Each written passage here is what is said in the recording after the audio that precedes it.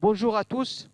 Dans la vidéo d'aujourd'hui, nous allons parler en premier lieu de cours caractérisation des matières plastiques destinés aux étudiants de la première année de master professionnel en génie mécanique, spécialité plasturgie et matériaux composites.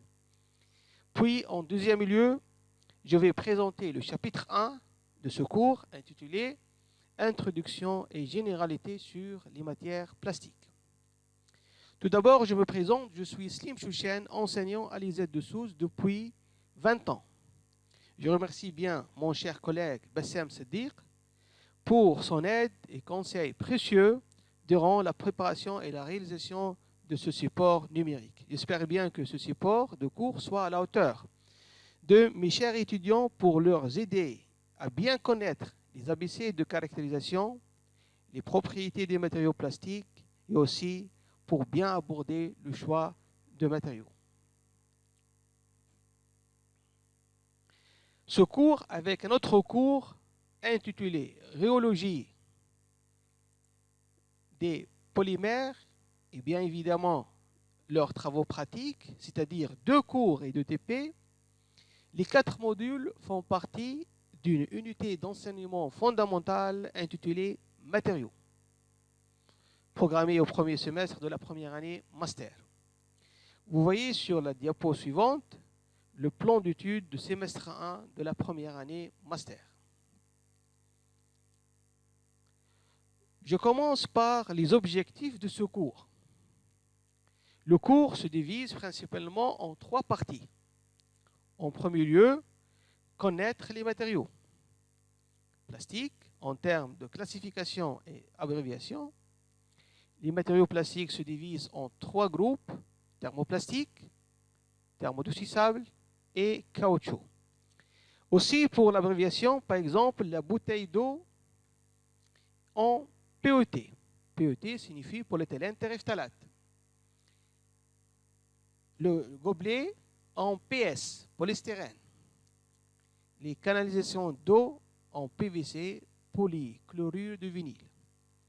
Toutes ces abréviations, PVC, PS, PET, sont des abréviations normalisées à connaître. Le deuxième objectif, c'est connaître les caractéristiques spécifiques de chaque matériau. C'est important car les matériaux n'ont pas les mêmes caractéristiques. Regardez l'exemple traité. J'ajoute aussi les gants en latex et les poignées de casserole en bakélite. C'est un matériau thermodurcissable.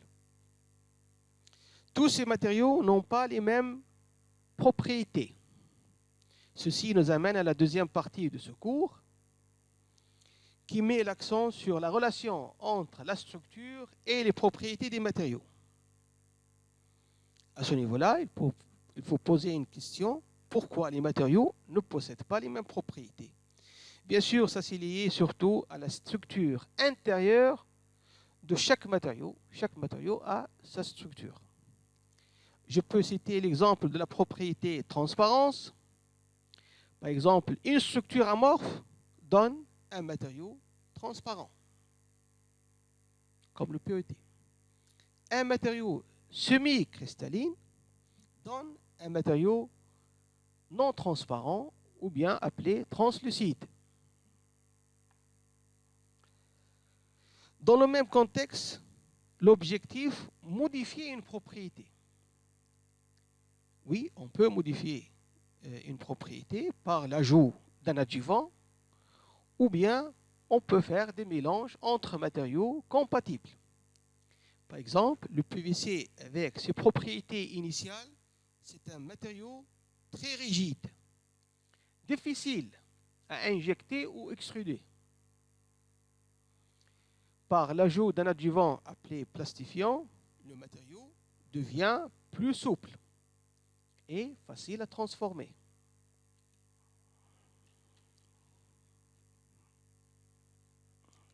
On peut aussi faire des mélanges pour combiner ou changer le prix ou bien une propriété.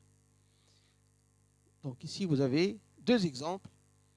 La cache COS batterie en polyéthylène plus propylène et la partie inférieure du clavier qui est réalisée en ABS plus PS.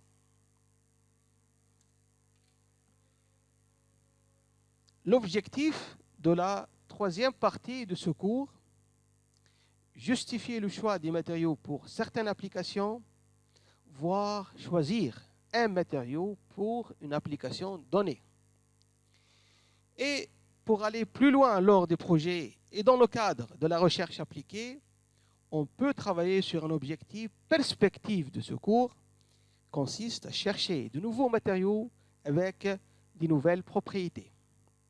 Par exemple, actuellement à l'ISET et dans le cadre de la recherche appliquée, nous travaillons sur le tissu palmier naturel écologique tissé naturellement pour remplacer le matériau tissu fibre de verre qui est néfaste pour la santé et pour l'environnement.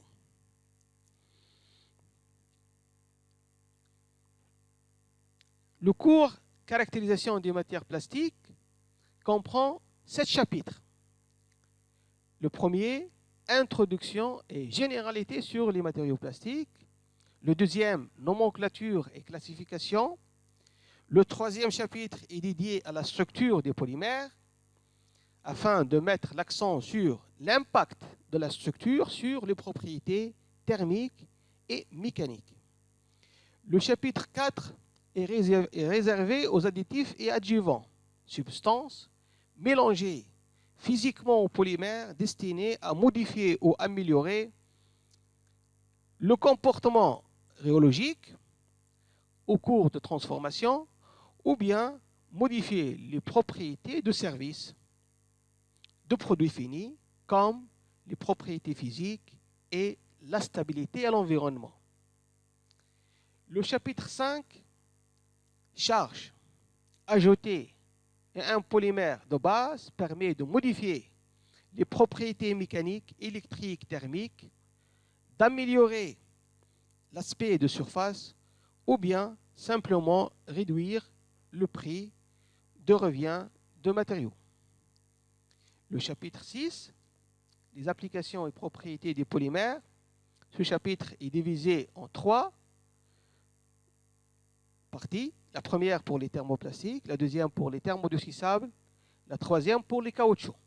Pour chaque groupe, on présente des exemples d'applications concrètes avec les propriétés de matériaux pour lesquels il est choisi.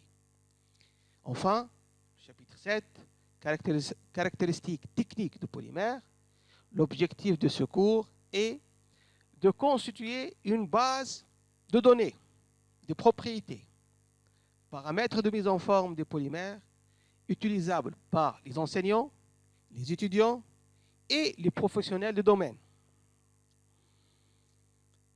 Le chapitre présente des tableaux simples à lire indiquant les propriétés physiques, mécaniques, thermiques et aussi de mise en œuvre, c'est-à-dire les paramètres de réglage pour les thermoplastiques et pour les thermodurcissables.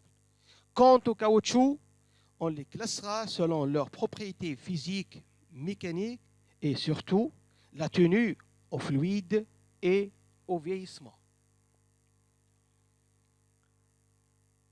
Avant de passer au premier chapitre, je vous présente quelques ressources et liens pour vous aider à compléter votre formation.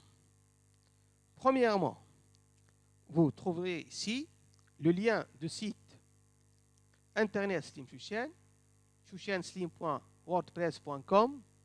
Je vous invite à consulter l'article 13, Caractérisation des matériaux plastiques, où vous trouverez le support de cours, les TP, les examens 2007 à 2020 et les examens TP. Aussi, le lien de la chaîne YouTube Slim Chouchen. Je vous invite à consulter la playlist matériaux plastiques. Vous trouverez toutes les vidéos en relation avec ce cours et les TP. Maintenant, je vais passer à la vidéo suivante qui portera sur le chapitre 1, Introduction et généralité sur les matériaux plastiques. Merci à vous.